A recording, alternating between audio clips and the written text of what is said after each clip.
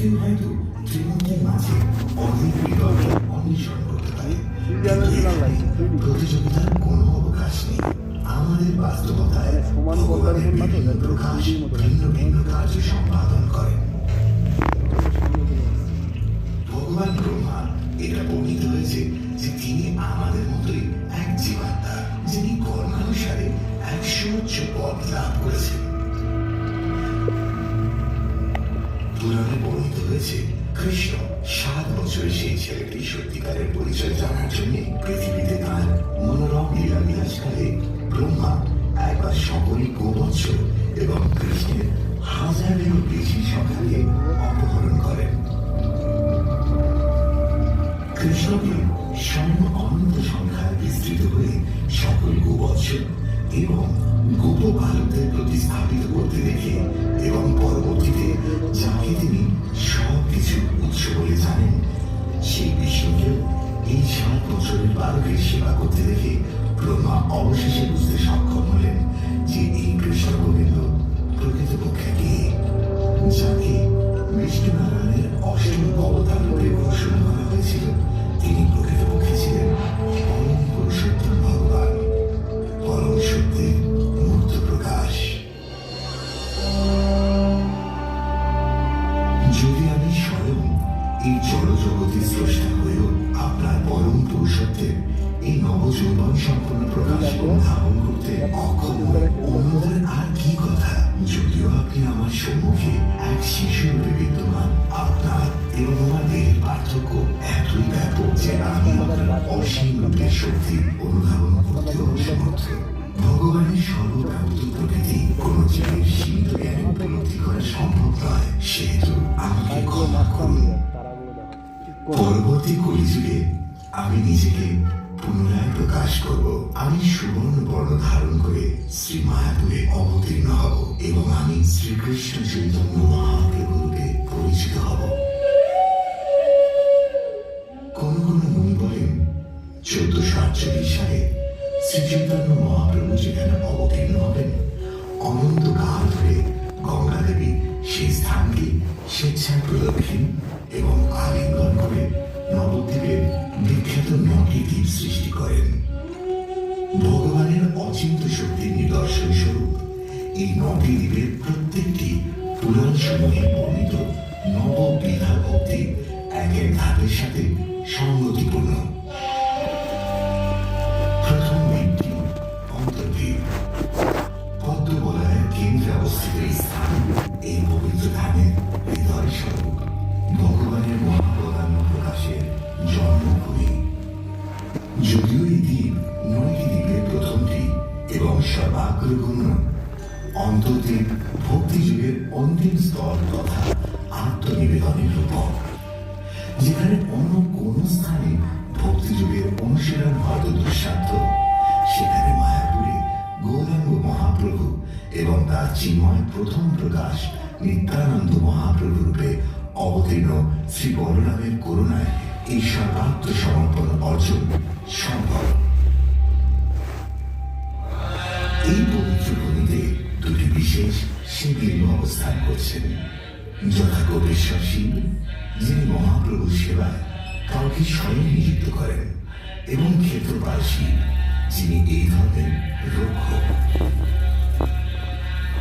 এবং শাস্ত্র অনুযায়ী এটা স্পষ্ট যে বৈষ্ণব নাম যথা শম্ভ, যেমনটি শ্রীমদ্ ভাগবতে ব্যক্ত হয়েছে।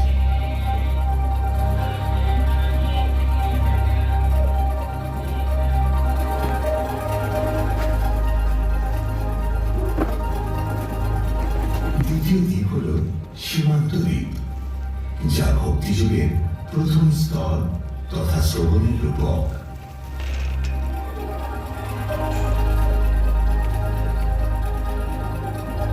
এই 9টি দ্বীপ জুড়েই দিবারাত্রি ঘরে এবং মন্দিরে ভগবানের মহিমা কীর্তিত হয়। মহামন্ত্র ব্যতীত আর কোনো কথা নয়। যতই আপনি পবিত্র পথে অগ্রসর হবেন, আপনার প্রার্থনা দ্বারা এই ধাম সজ্জিত করুন। ভগবানের নামামৃত শ্রবণের মাধ্যমে এই ধামকে পুষ্ট করুন। এভাবে সাধনা করুন, তিনি অবশ্যই নিজেকে আপনার প্রকাশিত করবেন। পার্বতী দেবীর নাম অনুযায়ী সীমন্ত দ্বীপের নামকরণ করা হয়েছে। যখন মহাপ্রভু অবশেষে নিজেকে তাঁর নিকট প্রকাশিত করলেন, তিনি মহাপ্রভু চরণে পতিত হলেন এবং তাঁর সীমন্ত দেশ তথা সিঁথি থেকে সিঁদুর ভূমিতে ছাপ ফেলেছিল। ভগবানের বহিরঙ্গা শক্তির মূর্ত প্রকাশ পার্বতী দেবী সেই স্থানে শ্রী গৌরাঙ্গ মহাপ্রভুর চরণ কমলে চিরকাল অবস্থান করতে আকাঙ্ক্ষা করলেন। এমনকি শ্রীমতী রাধারানীর বিরহে কৃষ্ণের বিপ্রলম্ব প্রকাশমূর্তি ভগবান জগন্নাথ এই বিশেষ দ্বীপে এসেছেন এবং তার অদ্ভুত ক্রীড়া বিস্তার করেছেন।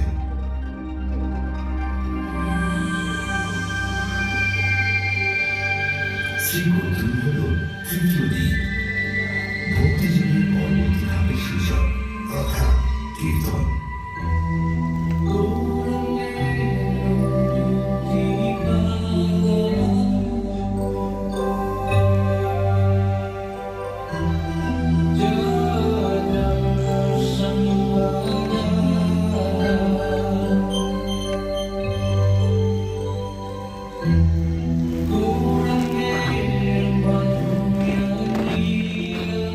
পদ্মফুলের এই দলে পবিত্র তীর্থসমূহের অন্যতম শ্রী ভক্তি বিনোদ ঠাকুরের নিবাস বিদ্যমান।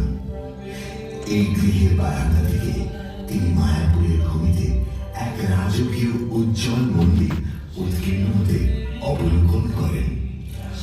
পরমেশ্বর ভগবান সুবর্ণ অবতার রূপে এই পশ্চিমবঙ্গে অবতীর্ণ হওয়া সত্ত্বেও কেবল এই অনন্য কবির প্রাজ্ঞ লেখনের মাধ্যমে আধুনিক মানুষেরা পৃথিবীর সর্বপ্রাচীন ধর্মের গভীরে প্রবেশ করতে সমর্থ হয়েছেন এবং গঙ্গা তটে এই 9টি দ্বীপের মাহাত্ম্য আবিষ্কার করতে সক্ষম হয়েছেন। এই বিশেষ দ্বীপে ভক্ত রক্ষক শ্রী নৃসিংহ অবতার, যিনি দিব্য এক সিংহ রূপে স্বয়ং কৃষ্ণ, এখানে অত্যাচারী এক পশুকে নিধন করে তার হাত ধৌত করেছিলেন।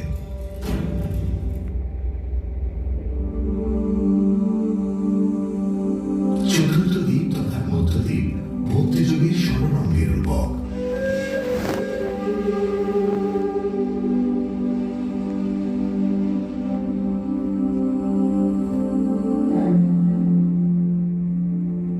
গৌরাঙ্গ মহাপ্রভুর মহাত্মা শিষ্য শ্রী রূপ গোস্বামী লিখেছেন, যদি কেউ সশরীরে ধামে বসবাস করতে অক্ষম হন, কেবল কৃষ্ণ এবং তার লীলা সম্বন্ধীয় শ্রবণে নিজেকে নিমজ্জিত করার মাধ্যমে যে কেউ মায়াপুরের পুণ্যভূমিতে আভ্যন্তরীণভাবে স্থিত হতে পারেন।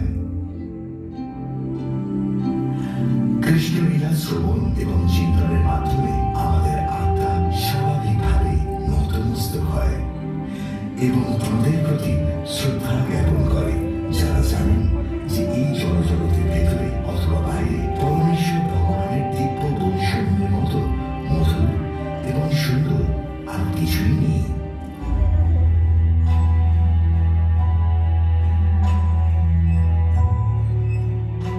পঞ্চম দ্বীপ কোলদ্বীপ নামে অভিহিত।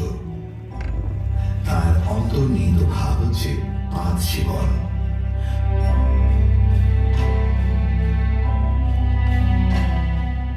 যদিও ভগবানকে স্বয়ং সম্পূর্ণ বলে বর্ণনা করা হয়েছে, তিনি কেবল আমাদের সাথে প্রীতি বিনিময়ের জন্যই আমাদের মধুর সেবা গ্রহণ করেন। এই দ্বীপে মহাপ্রভুর এক তাৎপর্যপূর্ণ বিগ্রহ বিদ্যমান, শ্রী ধামেশ্বর, যিনি লক্ষ্মী দেবীর প্রকাশ এবং মহাপ্রভুর পত্নী বিষ্ণুপ্রিয়া দেবী কর্তৃক মহাপ্রভুর সন্ন্যাস গ্রহণের পর থেকে কয়েক দশক ব্যাপী সেবিত হয়েছে। যদিও পরমেশ্বর ভগবান জড়া প্রকৃতির গুণের নিয়ন্ত্রণাধীন নন, এমনকি কর্মেরও অধীন নন, এটি শ্রী চৈতন্য মহাপ্রভুর প্রসাদের অনন্যতার স্পষ্ট নিদর্শন। তিনি যেভাবে ভগবানের মূল চিন্ময় বিগ্রহ রূপে কৃষ্ণকে নির্দেশ করেছেন, ঠিক তেমনি মূল বৈদিক সভ্যতার এক প্রাচীন শাস্ত্রে তাকে পরমেশ্বর ভগবান রূপে নির্দিষ্ট করা হয়েছে।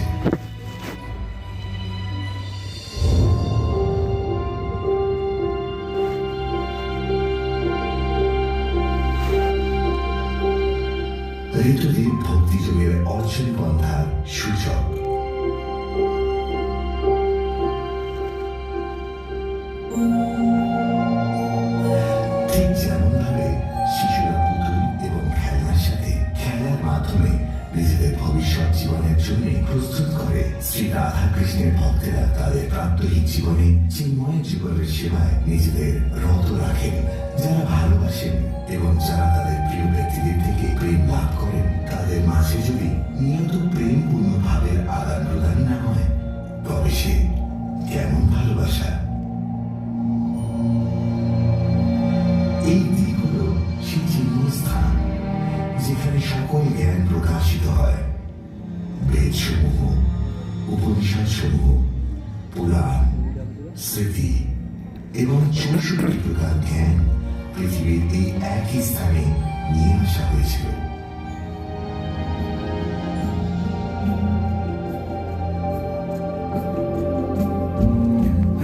সপ্তম দ্বীপটি হল বন্দনা দ্বীপ, যমুন দ্বীপ। যমুনমণির নাম অনুসারে নামকরণ, যার গৃহ এখনো সেখানে বর্তমান। তোমার হৃদয়ে প্রকাশিত ভগবানের পূজা করার মাধ্যমে যমুনমণি পরম আনন্দে এখানে বাস করতেন।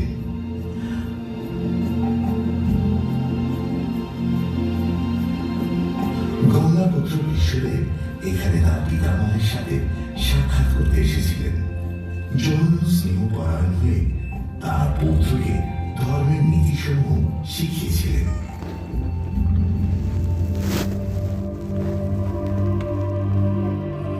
পরবর্তী দ্বীপ হল দাস্যদাসের দ্বীপ। ভগবানের আদেশের পালন ঠিক যেমন হনুমান করেন, এই দ্বীপটি মধুদ্রম দ্বীপ নামে পরিচিত। পুরাকালের বহু বিখ্যাত ঋষিদের কুটির এখানে রয়েছে। এই স্থান ভক্তি যুগের ভিত্তি, যা হল প্রেমপূর্ণ ভক্তির সঠিক অনুশীলন। কৃষ্ণ রাসলীলা প্রকাশ করেছেন, আর মহাপ্রভু পবিত্র হরিনাম জপের মাধ্যমে সেই অপূর্ব লীলাসমূহ আস্বাদনের অধিকার দিয়েছেন, যেমনটি বহু শাস্ত্রে উল্লেখ করা আছে। কৃষ্ণ প্রেমের মাধ্যমে ভক্তিযোগের সর্বোচ্চ স্তরে উন্নীত হবার চাবিকাঠি বিকরণের জন্য, যা আমাদের আত্মাকে জন্ম মৃত্যুর অবিরাম আবর্ত হতে মুক্তি দেয়।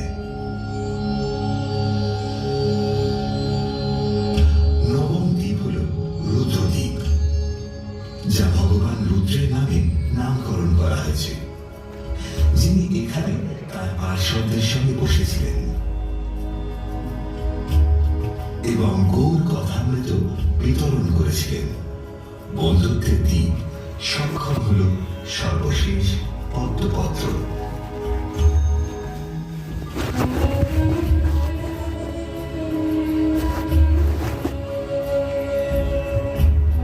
পরমাত্মা জীবের জাগরণের জন্য অপেক্ষা করছে।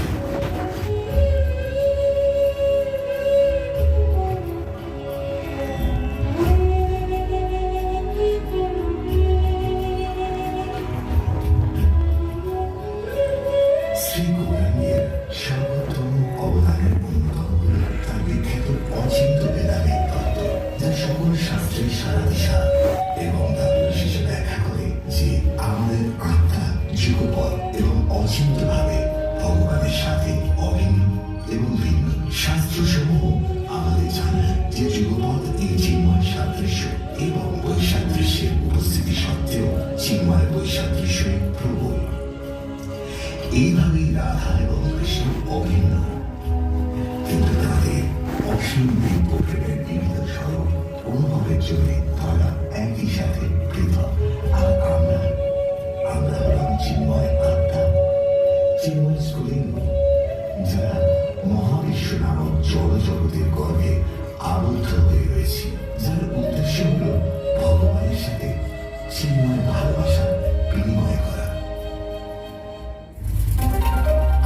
প্রকৃতি হল সৎ, চিত এবং আনন্দময়, এবং এই পর্যায় প্রাপ্তির একমাত্র উপায় এবং প্রকৃত সুখময় পরিস্থিতিতে পৌঁছানোর উপায় হল আমাদের চেতনাকে সম্পূর্ণরূপে শ্রীকৃষ্ণে কেন্দ্রীভূত করা। আত্মতত্ত্বজ্ঞানী ব্যক্তির নির্দেশনায় ভক্তিযোগের নববিধা ধাপ আমাদের জীবনের আত্মাকে আমাদের প্রকৃত স্বরূপে উন্নীত করে আধ্যাত্মিক জগতে নিয়ে যায়, যেখানে শ্রী রাধা কৃষ্ণ প্রেমের আলোকিত অবস্থায় রয়েছে এবং একটা বিশাল অণুকে কেন্দ্র করে পরমাণুগুলো যেভাবে আবর্তিত হয় সেভাবেই তাকে কেন্দ্র করে সমগ্র জড়জগৎ আবর্তিত হচ্ছে।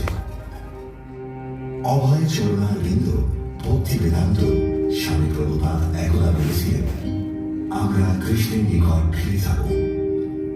আমাদের যা প্রয়োজন সব আছে, কৃষ্ণের নাম, কৃষ্ণের ধাম, কৃষ্ণের রূপ এবং কৃষ্ণের লীলা আমরা সবাই জানি এবং আমরা সেখানে যাচ্ছি। অভয় চরণারবিন্দ ভক্তি বেদান্ত স্বামী প্রভুপাদ তাঁর জীবনের অন্তিম 12 বছর বিশ্বব্যাপী ভ্রমণ করেছেন, এই পুণ্যভূমির মাহাত্ম প্রচার করেছেন এবং এই দেশ সমূহের হৃদয়কে সারা বিশ্বে এমনভাবে ছড়িয়ে দিয়েছেন যার ফলে শত সহস্র ব্যক্তি আজ ভক্তি যুগের অনুশীলন করছে এবং ইসকনকে এক গৃহরূপে নির্মাণ করেছেন যেখানে সমগ্র মানব সভ্যতা বাস করতে সক্ষম।